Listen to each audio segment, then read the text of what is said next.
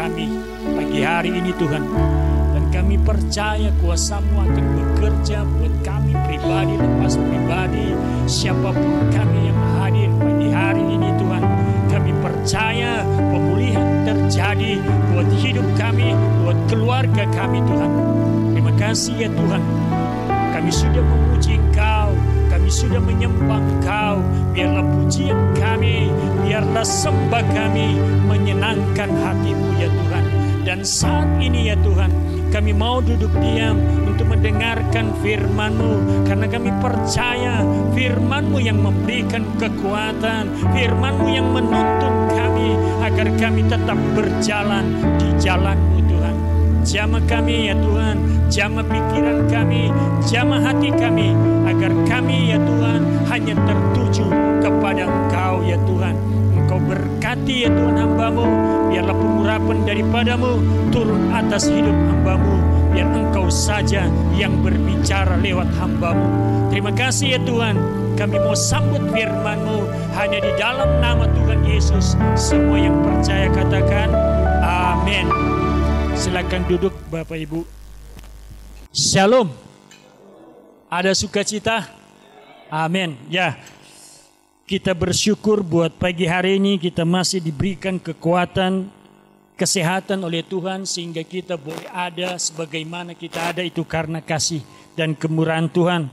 Bahkan terlebih kita bersyukur kita sudah ada di bulan Mei. Cepat banget tahun 2023, walaupun sebelum kita masuk tahun 2023, banyak pengamat ekonomi mengatakan bahwa tahun 2023 adalah tahun yang gelap. Tapi bersama Tuhan kita bisa melewati, bahkan sudah mau bulan Juni, bulan 6. Tuhan selalu menolong kita. Dan saya berterima kasih buat Ibu Gembala yang mempercayakan saya untuk menyampaikan firman Tuhan. Bapak Ibu, kalau tradisi orang Yahudi atau orang Israel, bahwa hari-hari ini mereka sebentar lagi merayakan yang namanya Pentakosta. Bahkan setiap gereja di dunia ini sebentar lagi menyambut yang namanya pencurahan Roh Kudus yang dinantikan oleh umat Tuhan. Karena mereka percaya Roh Kudus ini adalah Roh penolong. Bapak Ibu, Yesus berkata di dalam Kisah Para Rasul bahwa Dia akan memberikan kuasa buat saya dan saudara kalau Roh itu turun atas kita. Nah Bapak Ibu, pagi hari ini kita akan belajar bersama-sama bahwa Yesus berjanji sebelum Yesus naik ke surga, Dia berkata, aku akan memberikan kuasa itu kepada engkau, supaya engkau menjadi saksiku di Yerusalem, di Yudea, Samaria, bahkan sampai ke ujung bumi. Tapi pertanyaan Bapak Ibu, kuasa itu bukan dikasih cuma-cuma Bapak Ibu. Kita seperti mengambil roti itu, enggak. Kuasa itu harus kita cari dengan susah payah. Artinya apa Bapak Ibu? Kuasa itu diberikan kepada kita. Tetapi pertanyaannya, bagaimana sikap hati kita untuk mendapatkan kuasa itu? Kita akan belajar bersama-sama kepada murid-muridnya Bapak Ibu. Walaupun mereka dekat dengan Tuhan, mereka tahu bahwa Yesus itu tidak pernah berdusta atau berbohong. Mereka tahu, mereka percaya. Mereka sendiri dengar bahwa Yesus berkata, aku akan memberikan kuasa kepada engkau kalau Roh Kudus itu turun atasmu. Tetapi kita jangan lupa teks ayat yang keempat kita akan baca Bapak Ibu. Kisah Para Rasul 1 ayat yang keempat.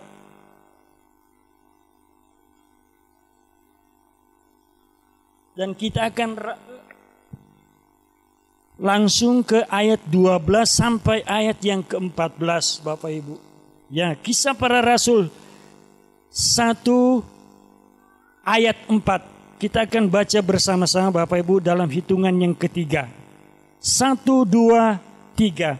Pada suatu hari ketika ia makan bersama-sama dengan mereka, ia melarang mereka meninggalkan Yerusalem dan menyuruh mereka tinggal di situ menantikan janji Bapa.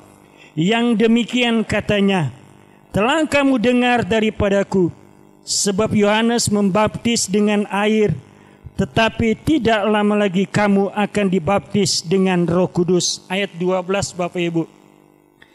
Maka kembalilah rasul-rasul itu ke Yerusalem dari bukit yang disebut Bukit Zaitun, yang hanya seperjalanan Sabat jauhnya dari Yerusalem. Setelah mereka tiba di kota, naiklah mereka ke ruang atas tempat mereka menumpang. Mereka itu adalah Petrus dan Yohanes, Yakobus dan Andreas, Filipus dan Thomas, Bartolomeus dan Matius, Yakobus bin Alfius dan Simon orang Selot, Yudas bin Yakobus.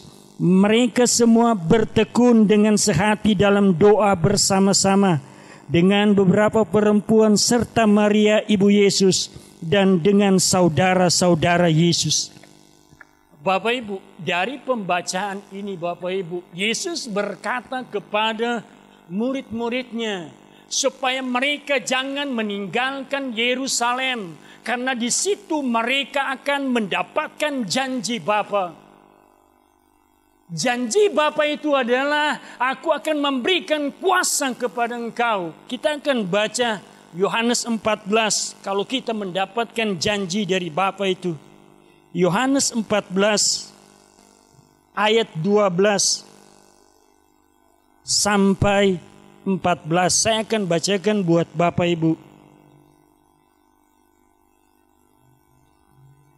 Yohanes 14 ayat 12 sampai 14. Beginilah firman Tuhan. Aku berkata kepadamu, sesungguhnya barang siapa percaya kepadaku, ia akan melakukan juga pekerjaan-pekerjaan yang aku lakukan, bahkan pekerjaan-pekerjaan yang lebih besar daripadaku, sebab aku pergi kepada Bapa.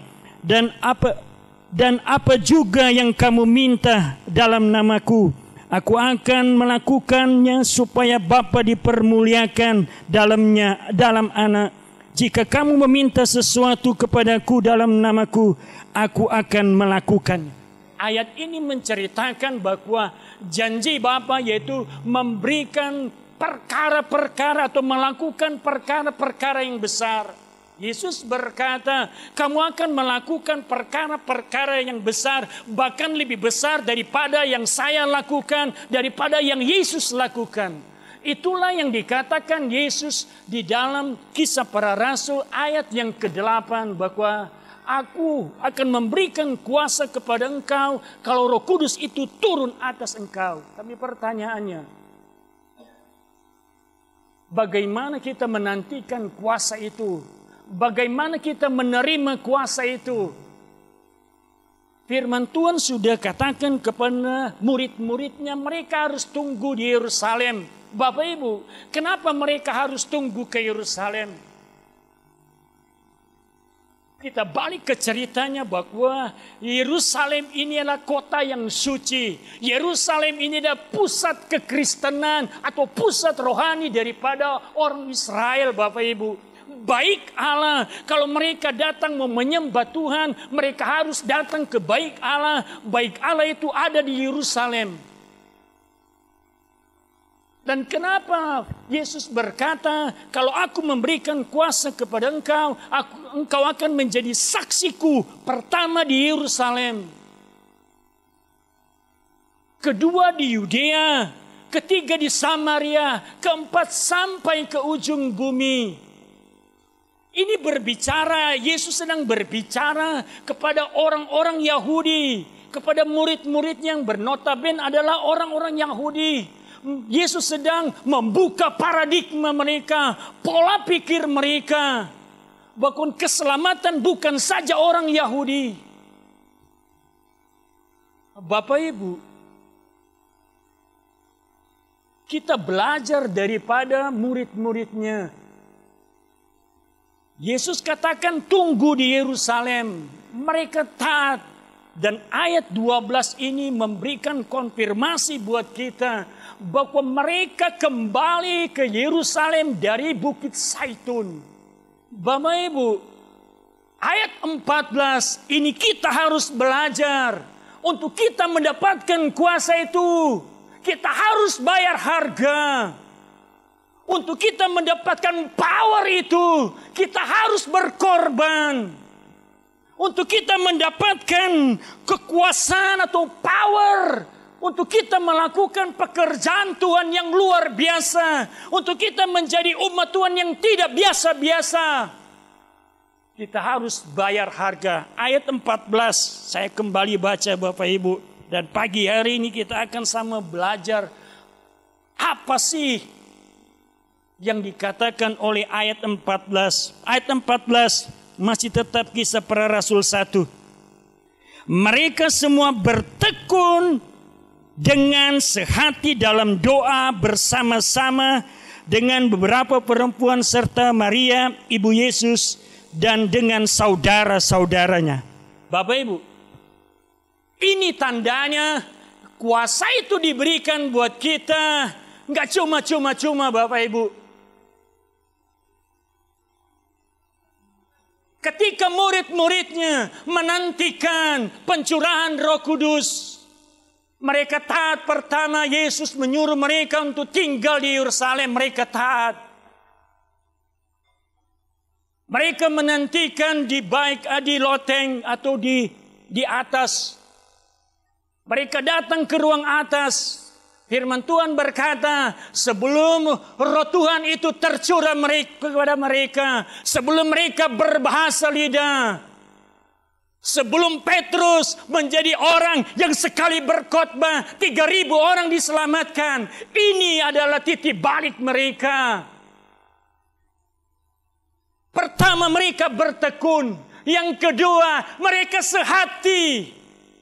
Bapak Ibu, saya percaya Roh Kudus nggak mau tinggal di dalam hidup kita kalau kita nggak sehati. Ini berbicara. Saya nggak mengada-ngada. Saya belajar ketika Ibu Gembala menyuruh saya untuk menyampaikan firman Tuhan. Karena saya tahu ini situasinya sedang menantikan Roh Kudus. Dan saya cari tahu. Saya belajar ayat ini. Ternyata intinya di sini Bapak Ibu.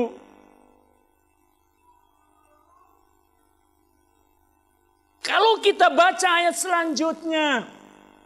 Karena mereka harus memilih pengganti Yudas. Kalau kita baca ayat selanjutnya, orang yang dipilih orang yang sehati, bukan gak sehati Bapak Ibu.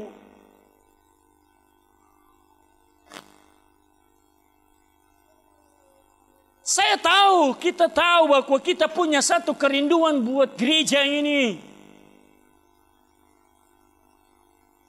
Sebab ini kata firman Tuhan, kalau kita diberikan kuasa itu kita akan pakai, bukan kita simpan. Nah, kuasa itu untuk menjadi saksi. Nah, kalau kita telusuri bahwa saksi pertama di Yerusalem, artinya apa? Saksi pertama di komunitas kita, di keluarga kita. Yang kedua, Yudea. Yudea masih wilayah daripada Yerusalem. Itu berarti saudara-saudara kita. Yang ketiga, Samaria. Orang Israel berkata bahwa mereka berkata kepada orang Samaria karena mereka menganggap orang Samaria adalah orang yang murtad.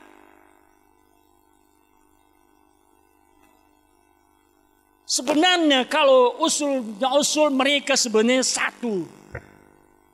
Tapi karena terjadi perpecahan pada zaman perjanjian lama, akhirnya orang Israel menganggap orang Samaria adalah orang yang murtad, orang yang meninggalkan Tuhan, orang yang tidak percaya kepada Tuhan. Maka mereka itu sangat jauh, ada tembok antara orang Israel dengan orang Samaria.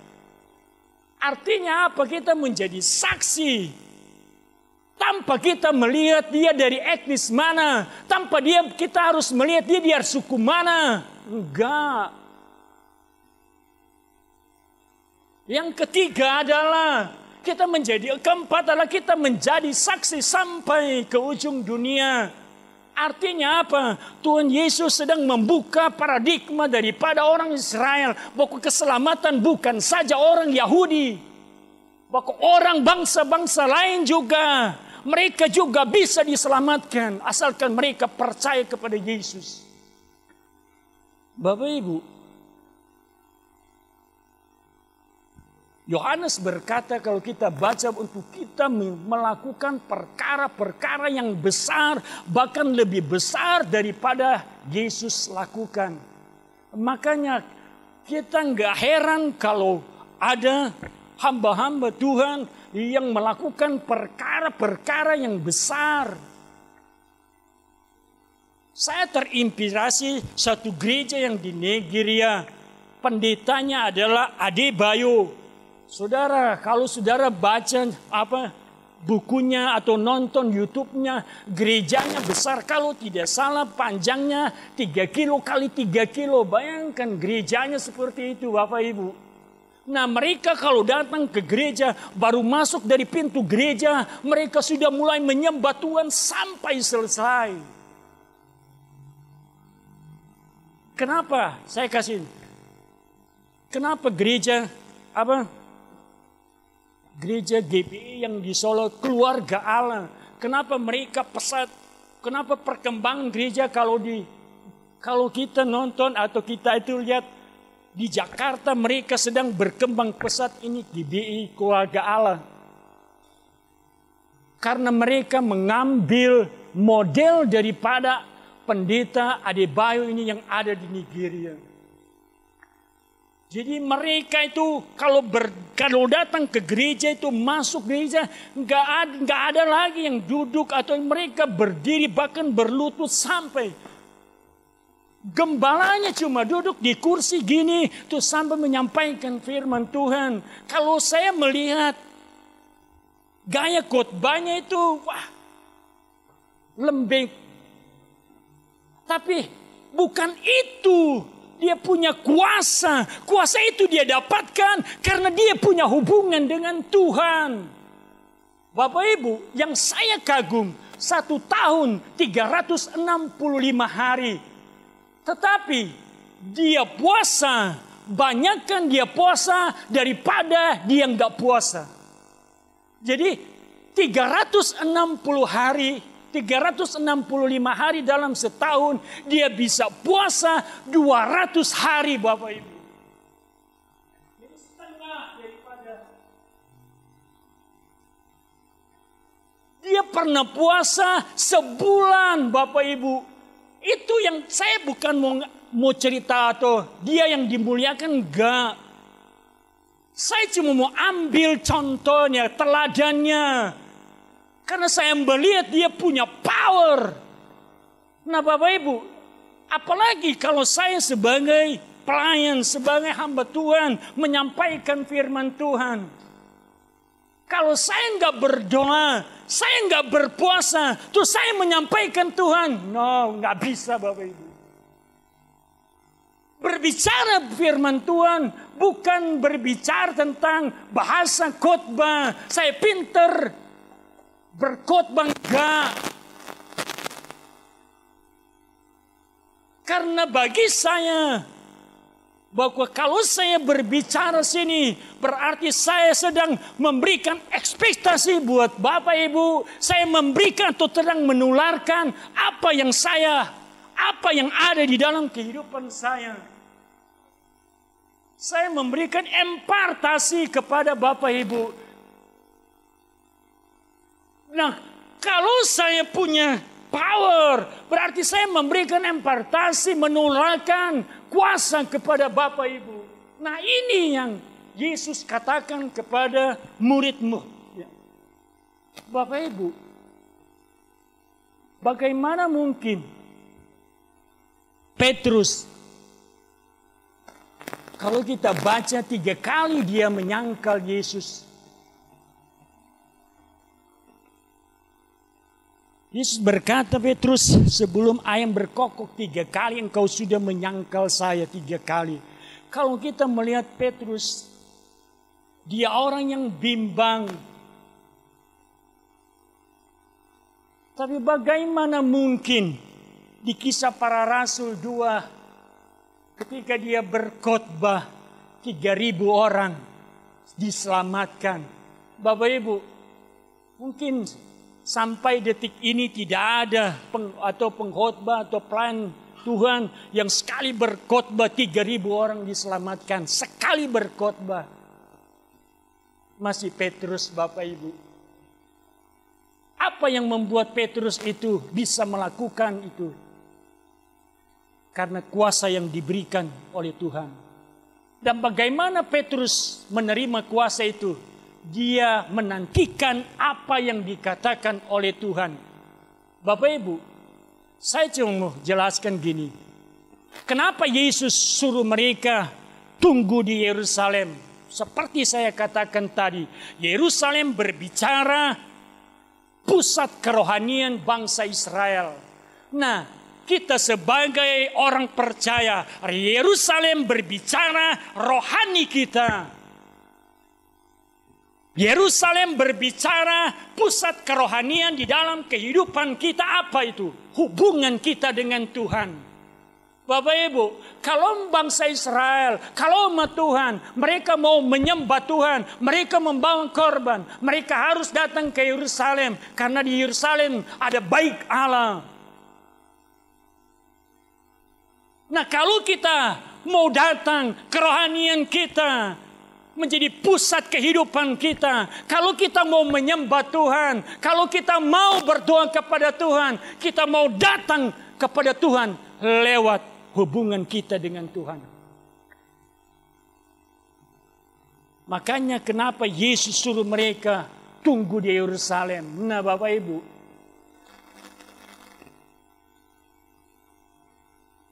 firman Tuhan berkata di ayat 14, pertama mereka bertekun, Bapak Ibu. Nah, saya mendapatkan kata bertekun gini. Kata bertekun atau dalam bahasa aslinya proskartereo.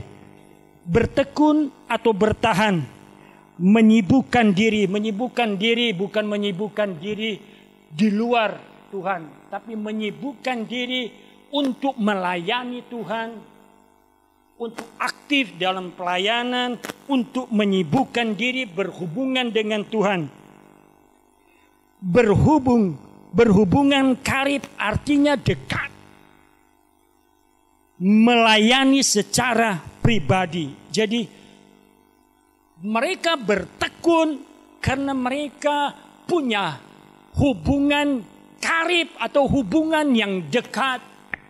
Nah, itu yang juga yang harus kita lakukan kita sebagai orang Kristen. Kita baca Bapak Ibu. Kisah Para Rasul 2.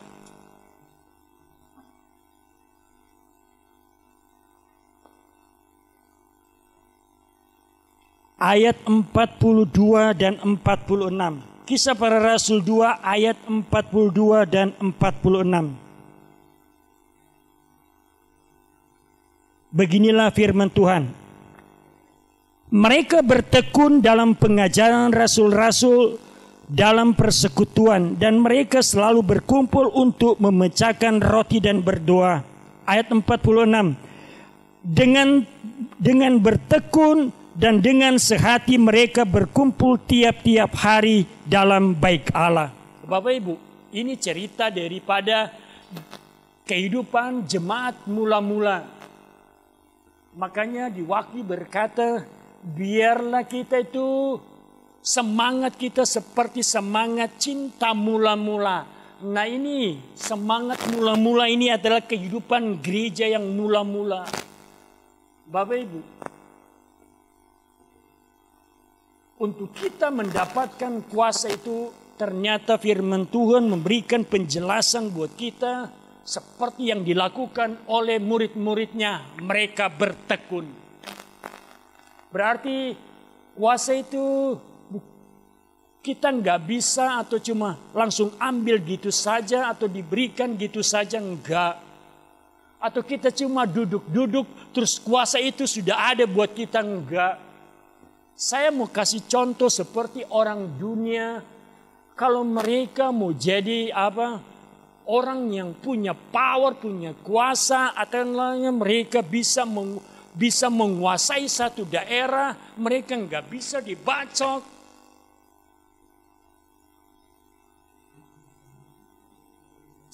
Bapak Ibu tahu sebelum Lebaran ada yang ditangkap di daerah di kampung saya, Kampung Dumpo, yaitu yang punya petasan itu berapa kilo. Tapi yang ditangkap istrinya, suaminya nggak ditangkap, kabur.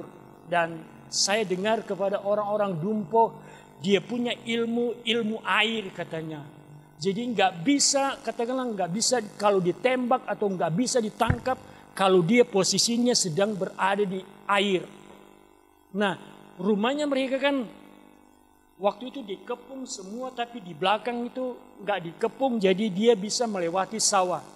Dan katanya sih saya dengar sama orang di Kampung Dumpo, dia punya ilmu, yaitu ilmu air. Jadi kalau masih ada air, nggak bisa. Jadi kalau tangkap dia musim panas. Itu ceritanya kata mereka. Nah, pertanyaannya, dia mendapatkan ilmu itu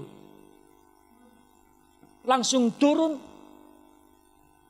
Enggak, pasti. Dia datang kepada Mbah untuk minta ilmu itu langsung dikasih sama Mbah? Enggak, saya percaya enggak. Pasti ada syaratnya. Kamu harus bawa ayam jago yang berwarna putih. Kamu harus mandi kembang. Atau kamu harus puasa 3 malam. Sama dengan apa yang puasa yang kita terima. Kita harus bertekun. Kita harus bertekun. Artinya apa? Kita harus berhubungan dengan Tuhan. Kita bertekun. Mungkin lutut kita sakit. Tapi itulah harga yang harus kita bayar. Untuk kita mendapatkan power itu. Untuk kita mendapatkan kuasa itu. Dalam bahasa Yunani, kata kuasa itulah dumais atau dinamik. Kalau dia meledak, maka orang-orang di sekitarnya bisa merasakan. Kalau kuasa itu ada dalam hidup kita, kalau kuasa itu meledak, maka orang-orang di sekitar kita akan merasakan. Bapak Ibu, itu yang kedua, pertama. Yang kedua Bapak Ibu, masih tetap ayat 14. Kedua adalah mereka semua bertekun dengan sehati. Bapak Ibu, sehati. Saya membaca ya, bahasa aslinya yang dipakai di teks ini adalah sehati adalah homotomadon. Artinya apa? Menunjukkan kesatuan kelompok dengan satu pikiran, menunjukkan kepentingan bersama daripada kepentingan pribadi. Seperti pemain musik, ada Robi main drum, ada Yoyo main gitar, ada Stephen main bass, ada Pak Denny main keyboard. Tapi mereka main, kita dengar senada. Itulah sehati Bapak Ibu. Ilustrasi sehati seperti itu. Seperti nada yang dibunyikan. Meskipun mereka berbeda. Drum berbeda dengan keyboard. Gitar berbeda dengan keyboard. Meskipun mereka berbeda. Tapi nada mereka sehati. Kegerakan Pentakosta awalnya dari sehati. Bahkan ternyata setelah kegerakan Pentakosta, jemaat mula-mula mereka sehati.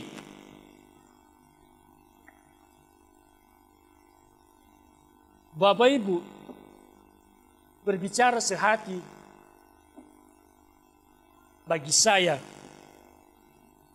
butuh perjuangan, butuh pengorbanan. Tapi kalau kita tetap terkonek dengan Tuhan, Kalau kita tetap mencintai Tuhan, maka perbedaan tidak ada dalam hidup kita. Bapak Ibu, siapapun kita yang hadir pagi hari ini, kita punya satu kerinduan. Bangku-bangku yang kosong ini penuh. Bahkan kita punya kerinduan bahwa jiwa-jiwa bertambah buat gereja. Gereja GSJ Immanuel makin hari makin bertambah jumlahnya. Gereja GSJ Immanuel makin hari makin setia kepada Tuhan. Bahkan gereja kita, gereja yang besar. Bahwa perubahan terjadi. Gereja kita adalah gereja yang berpengaruh. Gereja kita adalah gereja yang terpengaruh, adalah teladan. Di Magelang. Ada amin? Tapi pertanyaannya Bapak Ibu. Kita harus bertekun untuk kita menjadi orang-orang yang punya kuasa. Kita harus sehati karena Roh Kudus nggak mau tinggal di dalam hidup kita kalau kita nggak sehati. Sehati itu penting Bapak Ibu. Jangan bilang kita bisa berbahasa, katakanlah bisa berbahasa lidah. Jangan bilang kita bisa berkata-kata itu. Jangan bilang kita orang yang sudah dipenuhi Roh Kudus. Tapi kita nggak punya sehati. No. Kalau kita masih mencela, kalau kita masih menceritakan orang lain, no.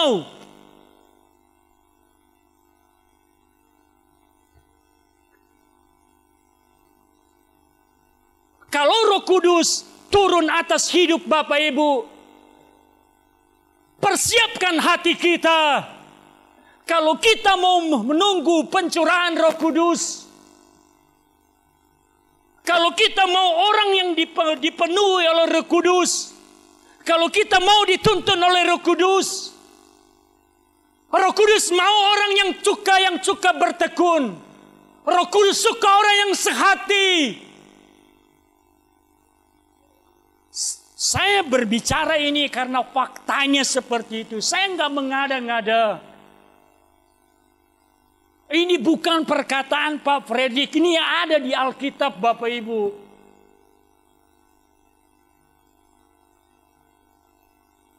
Kalau itu menyinggung Bapak Ibu, saya tersinggung, itu urusannya sama Tuhan Yesus, itu ada di Alkitab, saya bukan ngarang.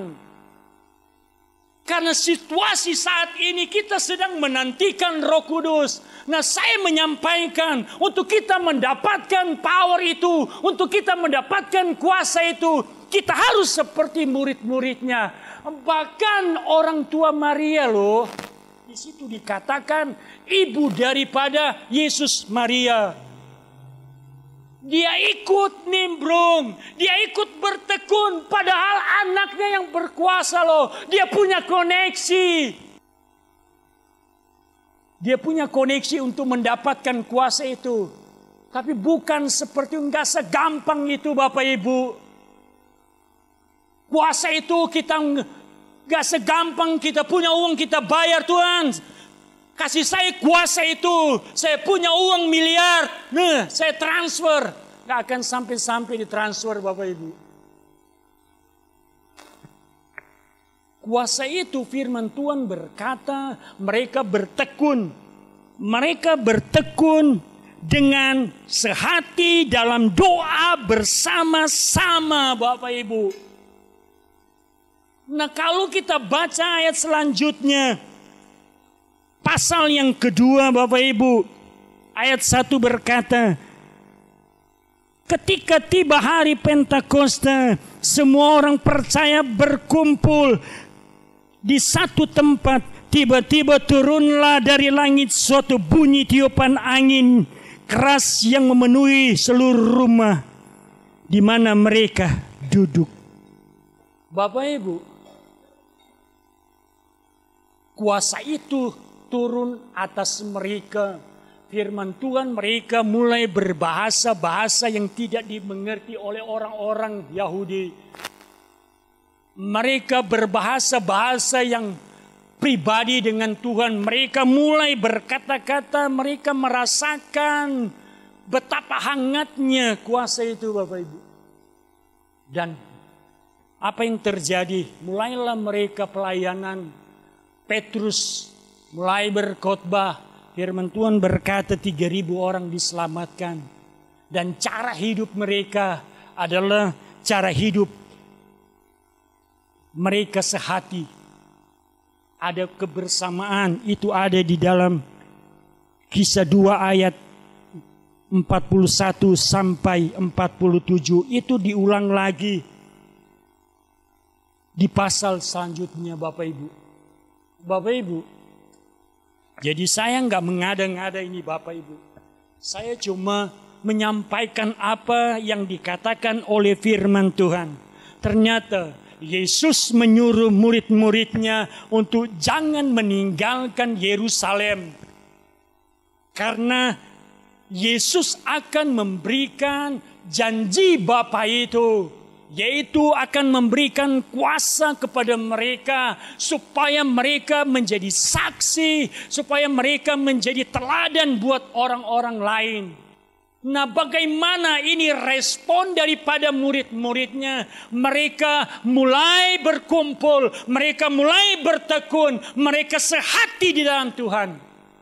Dan akhirnya mereka menerima yang namanya Roh Kudus. Bapak Ibu, di Yohanes 14 berkata bahwa Yesus berkata, aku akan memberikan penolong buat kita, yaitu Roh Kudus. Bapak Ibu, untuk kita menjalani hidup kita, apalagi kita sebagai orang percaya, apalagi kita yaitu komunitas GSJA Immanuel, kita punya misi, kita punya visi buat gereja ini. Saya ingat, kalau tidak salah bahwa visi kita itu menjadikan gereja-gereja yang modern, ya Pak Din ya. Gereja yang modern. Bapak Ibu, bagaimana kita menjadi jemaat yang punya misi, artinya punya misi buat pelayanan, untuk menjadi teladan, untuk menjangkau orang-orang di luar sana. Hal yang terpenting yang harus kita lakukan, Bapak Ibu, kita harus sehati, kita harus bertekun, Bapak Ibu. Enggak bisa kalau kita enggak sehati, Bapak Ibu. Kalau kita hanya melihat, oh saya dari orang Manado, Ahmad dari Medan, atau saya dari Jawa, enggak. Sehati itu kita tanggalkan segala perbedaan, tapi kita mau masuk dalam sehati. Sehati itu kita tanggalkan segala kepintaran kita. Kita mau masuk kepada orang yang gak pinter. Artinya seperti itu, Bapak Ibu. Kita mau jadi penolong buat orang-orang yang lain. Bapak Ibu,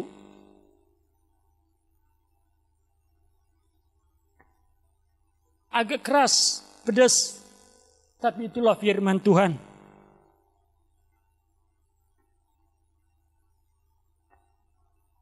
Tapi realitanya firman Tuhan berkata, mereka sehati, mereka bertekun. Jadi saya menyampaikan firman ini, faktanya bahwa untuk kita menjadi orang-orang yang dipenuhi oleh Roh Kudus, ternyata kita harus menjadi orang-orang yang bayar harga.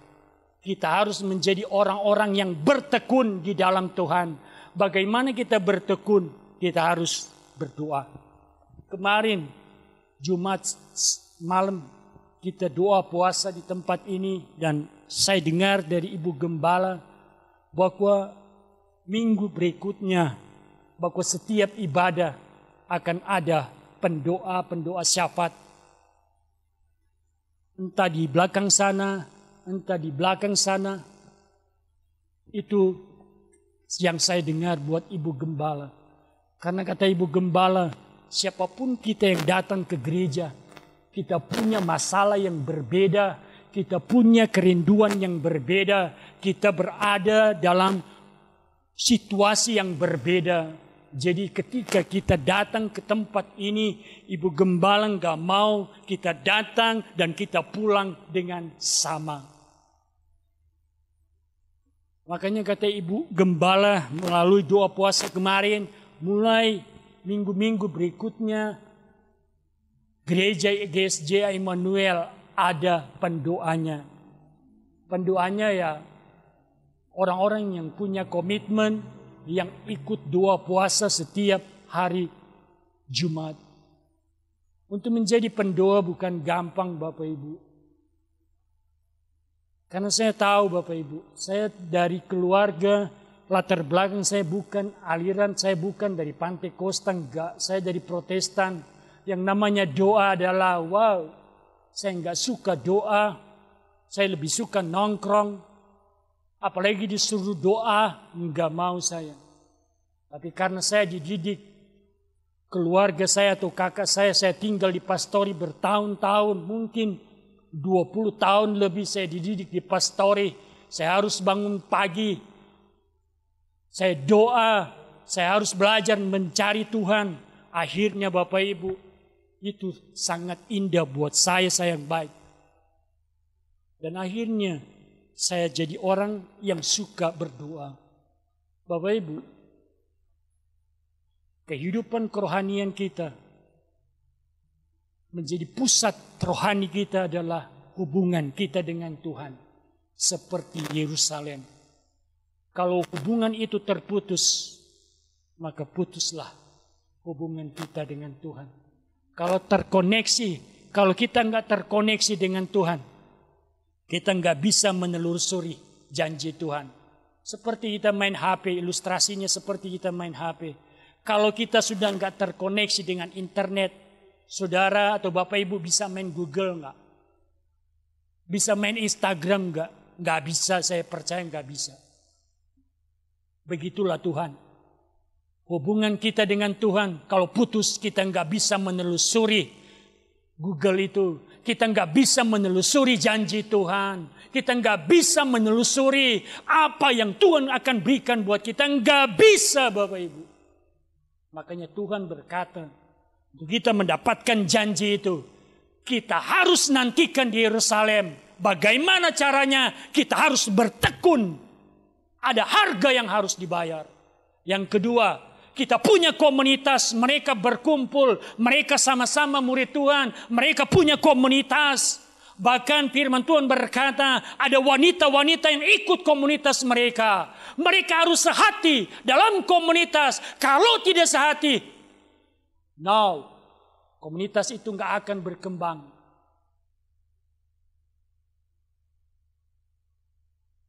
Gereja kita nggak bisa berkembang kalau kita nggak punya sehati. Gereja kita nggak bisa berkembang kalau kita nggak sehati, sepikir. Kita nggak seirama. Kita maunya ide kita, nggak bisa Bapak Ibu. Saya keras di sini karena ini firman Tuhan.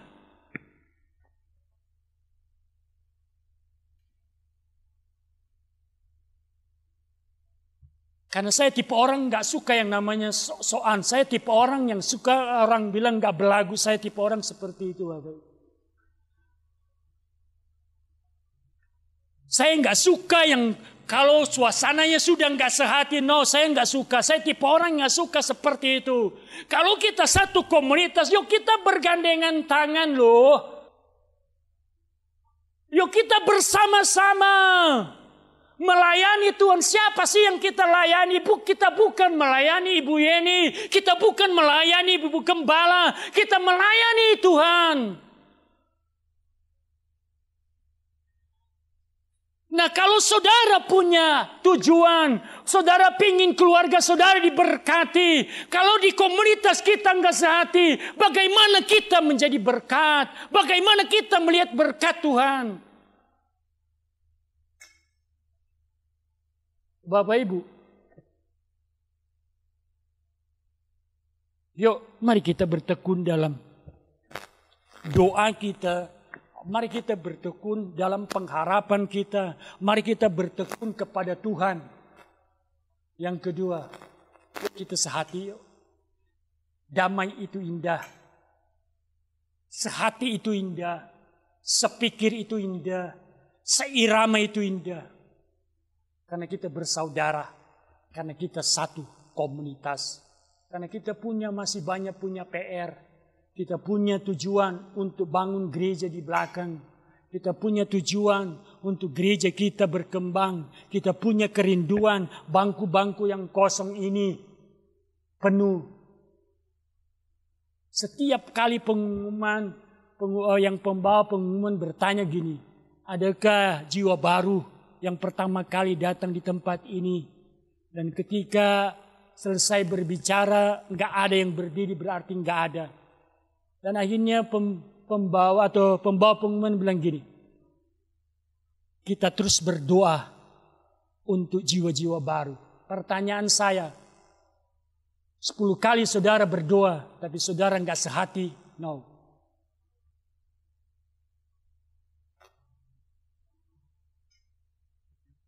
Sama halnya ada bahasa teman saya bilang gini, kalau kita perjamuan, 1 gentong anggur kita minum, kalau nggak ada perubahan, no. 1 ember anggur kita minum, tapi kita nggak buka hati kita, nggak ada terjadi transformasi, nggak ada terjadi perubahan. Semua kembali ke hati.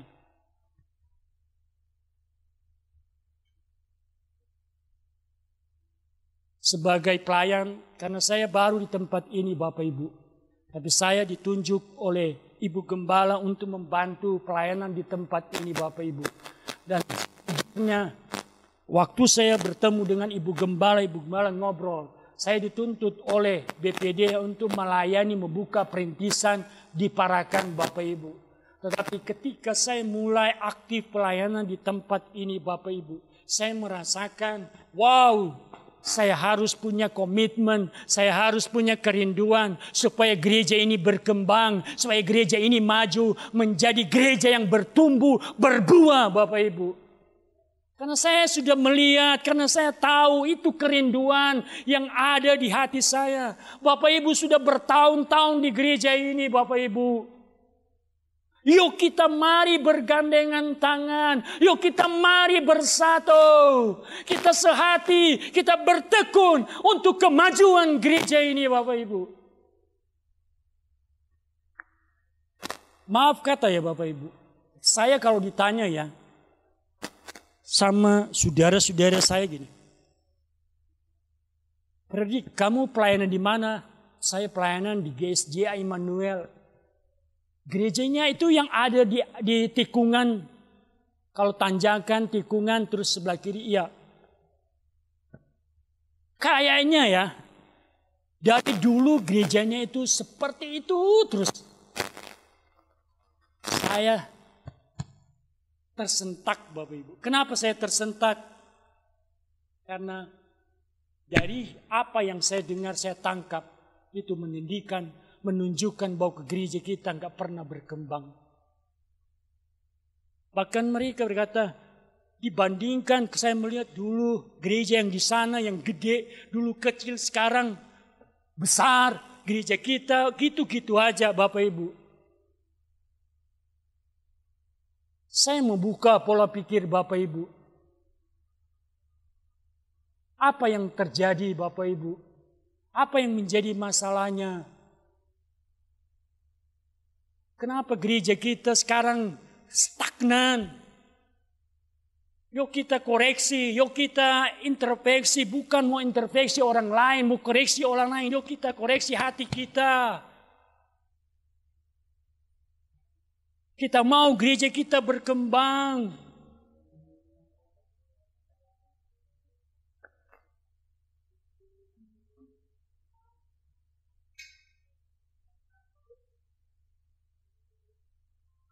Yuk kita sehati Bapak Ibu. Saya tahu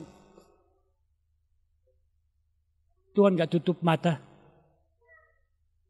Tuhan gak tutup telinga. Tuhan kita, Tuhan yang besar. Allah kita sama dengan Allah mereka. Tetapi yang menjadi perbedaan adalah hati.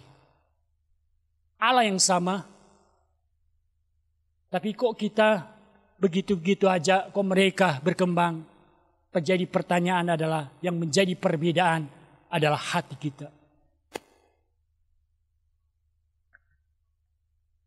Bapak Ibu, yuk kita bertekun, yuk kita semangat. Sebentar lagi kita akan mengalami yang namanya pencurahan Roh Kudus. Yuk kita akan diberikan kuasa itu untuk kita pakai untuk kemajuan gereja ini. Yuk kita sehati. Saya tidak mengada-ngada, ini kata firman Tuhan. Bapak Ibu buka hati. Jangan bilang Pak Fredrik menyinggung, enggak. Saya enggak pernah menyinggung, tapi firman Tuhan yang menyinggung. Saya cuma menyampaikan apa yang dikatakan oleh firman Tuhan. Tapi ini Bapak Ibu baca pulang ke rumah, baca ulang. Intinya seperti itu. Sebelum pencurahan Roh Kudus, mereka menantikan. Dan mereka menantikan dengan bertekun dan sehati. Dan saya mau mengajak jemaat di tempat ini. Yuk kita sehati. Kita punya tujuan. Supaya GSJ Immanuel. Bangku-bangku yang kosong penuh. Kita punya KKA akan ketambahan. Bahkan ada KKA yang lain-lain. Kita punya tujuan, saya dengan Ibu Gembala punya tujuan. Ada pos-pos PI. Saya dengan Ibu Gembala punya tujuan akan buka kembali pos PI di Kalidegoro ya. Bapak Ibu, yuk kita bersama-sama. Kita enggak lagi menuding satu orang atau kemana yang lain. Tapi kita bergandengan tangan. Kalau kita enggak bisa, Roh Kudus mampukan Bapak Ibu. Karena kita punya kuasa. Bersatu itu indah. Ada haleluya. Amin. Tuhan Yesus memberkati. Mari kita akan bangkit berdiri. Kita akan tutup ibadah kita pada pagi hari ini.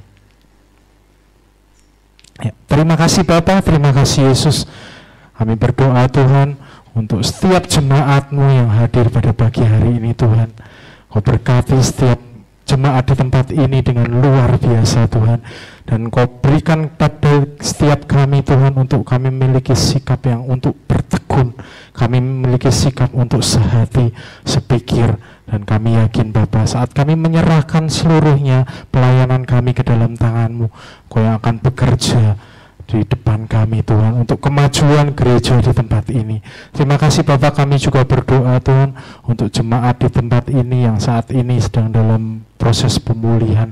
Ada Ibu Happy Tuhan yang masih terus cuci darah Tuhan dengan penyakit ginjalnya, tapi kami yakin, kami percaya Engkau akan pakai setiap dokter-dokter, suster yang dalam mengatasi proses untuk pencucian darahnya. Hamba berdoa bilur-bilur-Mu Tuhan menjamah menyembuhkan Ibu Happy.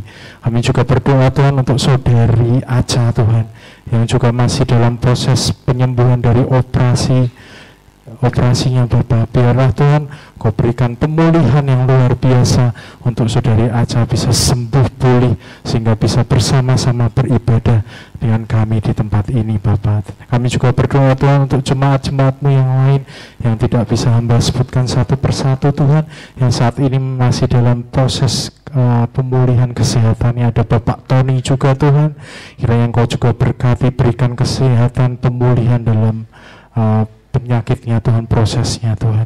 Terima kasih Bapak, terima kasih Yesus. Hamba juga berdoa Tuhan untuk program-program gereja tengah minggu Tuhan. Ada sekolah minggu, ada pra-remaja, remaja, kaum muda di tempat ini. Ada KKA Bapak, ada kaum pria, kaum wanita ini. Hamba berdoa Tuhan, hamba serahkan ke dalam tangan-Mu setiap program-program gereja ini boleh berjalan dengan baik, dan ini untuk semua untuk kemuliaan nama-Mu Bapa. Terima kasih Tuhan. Hamba juga berdoa untuk Ibu Gembala kami Tuhan yang saat ini pagi hari ini sedang melayani di Wonosobo. Kiranya malaikat-Mu jagai sertai dalam setiap perjalanan beliau Tuhan, bisa kembali ke tempat ini dan bisa menjadi berkat melalui firman nanti sore Bapa untuk gereja di tempat ini. Kiranya Tuhan Kau jagai serta lindungi Tuhan, tibakan di Magelang dengan penuh sukacita dan membawa berkat yang luar biasa dari kota Wonosobo. Terima kasih Bapak, terima kasih Yesus. Kami berdoa Tuhan, alaskan setiap pokok-pokok doa ini ke dalam tangan-Mu Tuhan, di dalam nama Tuhan Yesus Kristus, Juru Selamat kami yang hidup. Haleluya. Bapak Ibu, apa yang kita dengar, biarlah itu kita renungkan itu firman Tuhan siang dan malam. Karena ya Tuhan, dimanapun kita berada, dimanapun kaki kita berpijak, kita akan beruntung, kita akan berhasil. Keluarga kita diberkati, usaha kita diberkati, mata pencaharian kita, pekerjaan kita diberkati. Kalau kita merenungkan firman itu siang dan malam. Mari kita mengangkat kedua tangan kita, terimalah berkat daripada Allah Bapa, cinta kasih daripada Tuhan Yesus Kristus, dan persekutuan di dalam Roh Kudus akan menyertai kita mulai saat ini sampai Tuhan datang kedua kali. Maranatha, Tuhan Yesus memberkati.